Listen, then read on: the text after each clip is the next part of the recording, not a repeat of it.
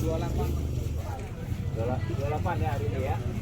Pemerintah Kota Loksmawe melakukan inspeksi ketiga pasar tradisional yaitu Pasar Inpres, Kecamatan Banda Sakti, Pasar Batupat Timur yang berada di Kecamatan Muara 1, serta Pasar Pentet di Kecamatan Blangmangat, Kota Loksmawe, Provinsi Aceh, Jumat 14 April.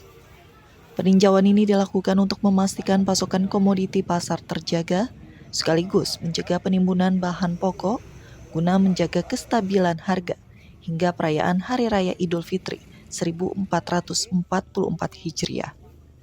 Menurut penjabat Wali Kota Loksmawe Imran, hanya ditemukan kenaikan harga pada beras premium yang sebelumnya Rp12.000 per kilogram, kini naik menjadi Rp13.000 per kilogramnya. Sementara harga minyak goreng eceran masih bertahan di Rp14.000 per kilogram. Tepung terigu Rp10.000 per kilogram dan gula pasir Rp14.000 per kilogram.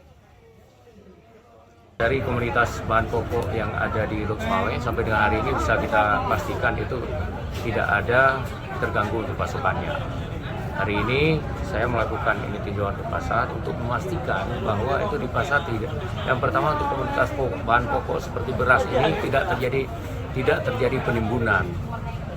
Ya, apakah oleh agen atau oleh distributor. Ini bisa kita pastikan ternyata harga beras sampai dengan hari ini, apakah medium dan premium itu harganya tetap sama seperti hari-hari yang lalu. Ia juga memprediksi nantinya menjelang Hari Raya Idul Fitri, pasokan komoditi di Loksmawe tetap aman dan tidak mengalami peningkatan harga yang drastis. Meski akan terjadi peningkatan harga pada daging sapi dan ayam potong menjelang tradisi Megang yang berlangsung 2 hari sebelum Lebaran.